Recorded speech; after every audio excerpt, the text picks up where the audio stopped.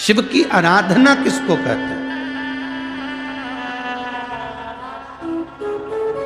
कोई कहता है कि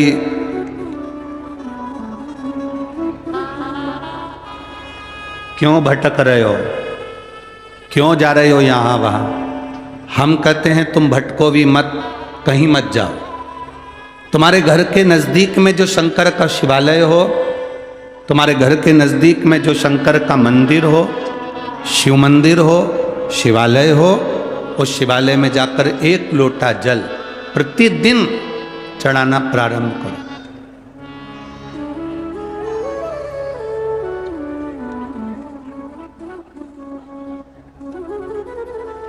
जो प्रतिदिन भगवान शंकर के मंदिर में एक लोटा जल समर्पित करता है, उसका हाथ महादेव पकड़ लेता है, फिर ऐसे ही नहीं छोड़ता, उसको मंजिल तक पहुंचाकर छोड़ता है।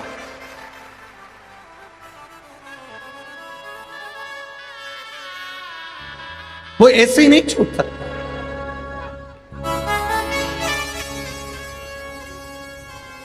आपने अगर उस पर भरोसा करा है, हां थोड़ा कष्ट हो सकता है, थोड़ी तकलीफें आ सकती है, थोड़ा दुख आ सकता है, जिंदगी में थोड़े थोड़े तकलीफें हर मनुष्य के जीवन में आती है। कोई संत, कोई साधु, कोई गुरु, कोई ब्राह्मण, कोई बहुत बहुत बड़ा महाराज भी अगर तुमको कह दे कि उसकी जिंदगी में दुख नहीं है, तो समझ लेना कि झूठ बोल रहा है।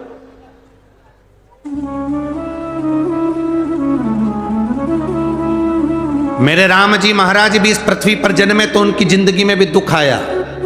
मेरे भगवान कृष्ण भी इस पृथ्वी पर जन्मे तो उनकी जिंदगी में भी दुख आया।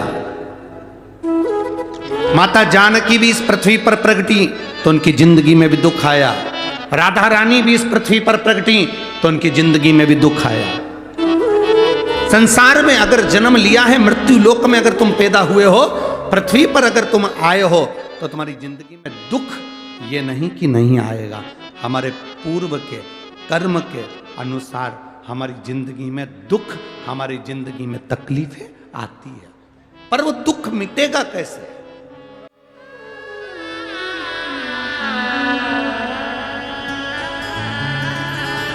राम जी का दुख कैसे मिटा था? राम पथ गमन में जहां जहां चलकर देखो, चलो आपके पास में है पंचवटी, आपके पास में नासिक लगा हुआ है, पंचवटी लगी हुई। ये कथा 19 तारीख को पूर्ण हो जाएगी। 21 तारीख को नासिक में माता गोदावरी के तट पर पंचवटी में 5 दिवसीय कार्तिक महीने में कथा लोगों को श्रवण करने के लिए भक्तों को मिल जाएगी। आपके नजदीक में लगी है पंचवटी, चलो जाओ। जितने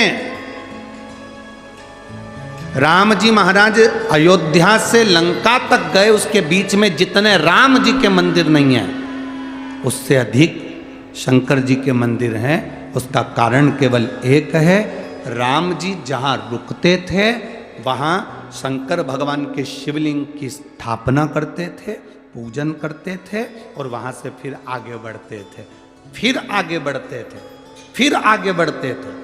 बिना शंकर की आराधना के, बिना शंकर भगवान को एक लोटा जल चढ़ाए बिना मेरे राम जी महाराज आगे बढ़ते ही नहीं थे। भगवान कृष्ण के जीवन का चरित्र उठाकर देखो, मेरे ठाकुर जी का नियम था, एक लोटा जल चढ़ाए बिना कृष्ण आगे बढ़ते नहीं थे। श्री दशरथ जी महाराज के जीवन चरित्र को उठाकर देखिए, सूर्य नारायण भगवान को जल और शंकर भगवान को जल चढ़ाए बिना दशरथ जी महाराज आगे बढ़ते नहीं थे। श्री जनक जी महाराज के चरित्र को उठाकर देखिए, एक लोटा जल चढ़ाए बिना जनक जी महाराज अपनी सभा में नहीं जाते थे।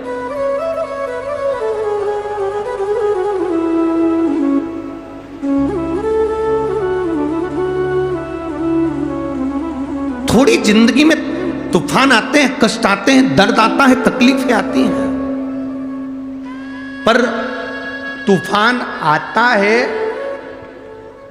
तो पता चलता है ना कि मजबूती कितनी है। अभी पता चला, चला कि नहीं चला? अरे बोलो तो जम के।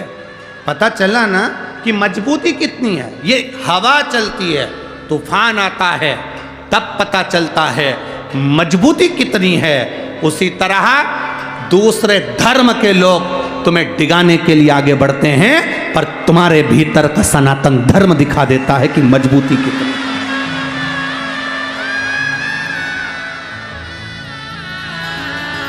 छत्रपति शिवाजी महाराज, जिनकी माता ने कहा कि बेटा सामने किला है और वो किला मुझे चाहिए, शिवाजी कहते हैं माँ क्या बात करती हो, ये किला वहाँ कितना कितना सैनिकों का बल भरा पड़ा हुआ है और मेरे पास में कुछ भी नहीं है, मेरे पास कुछ भी नहीं।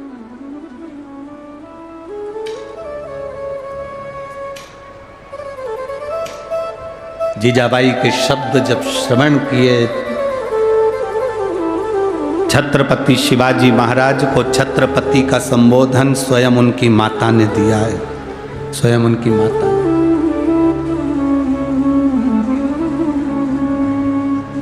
कह दिया जीजाबाई, सामने जो किला है वो मेरा है, तुझे मालूम है? हाँ माँ, मैंने सुना है, ये किला अपना है, फिर कब्जा दूसरे का है। छत्रपति शिवाजी ने कहा बहुत भारी सेना है उसके पास में, बहुत बल है उसके पास में, सेना प्रबल है उसके पास में, मेरे पास इतनी सेना नहीं है। मां ने कह दिया शिवाजी तेरे बस की बात नहीं है, मैं खुद जाऊंगी और किला लेकर आऊंगी। स्वयं शिवाजी ने सुना कि मां